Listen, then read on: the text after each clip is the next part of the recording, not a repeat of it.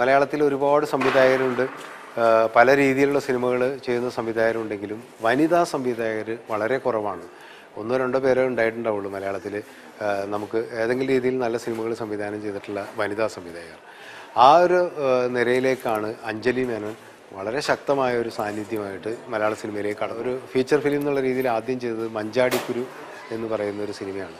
ആ സിനിമ കണ്ടിട്ടുള്ള ഒരാളെന്നുള്ള രീതിയിൽ ഞാൻ പറയുക, ആ സിനിമയിലൂടെ തന്നെ വളരെ തഴക്കം വന്ന ഒരു സംവിധാന ശൈലി അവർ മഞ്ചാടിക്കുരുവിൽ അവതരിപ്പിക്കുകയുണ്ടായി.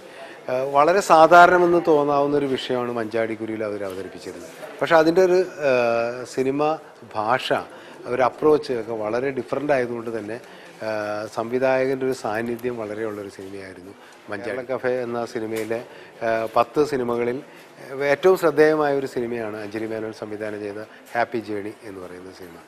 ഞാൻ ആ സിനിമ കണ്ടിട്ട് എനിക്ക് ആദ്യം തോന്നിയൊരു കാര്യം, മലയാളത്തിൽ ഇറങ്ങിയിട്ടുള്ള ഏറ്റവും നല്ല മികച്ച ഫെമിനിസ്റ്റ് സിനിമ, ഒരുപക്ഷെ ഫെമിനിസം ഒരുപാട് പേര് പ്രസംഗിച്ച് നടക്കുന്നുണ്ടെങ്കിലും യഥാർത്ഥ ഫെമിനിസം എന്താണെന്നുള്ളത് ആ 10 മിനിറ്റ് ദൈർഘ്യമുള്ള അഞ്ജലി മേനോൻ്റെ സിനിമയിൽ കണ്ടു എന്നുള്ളതാണ് പ്രത്യേകത. ഞാനത് അവരോട് തന്നെ നേരിട്ട് പറയുകയും ചെയ്തൊരു കാര്യമാണ്.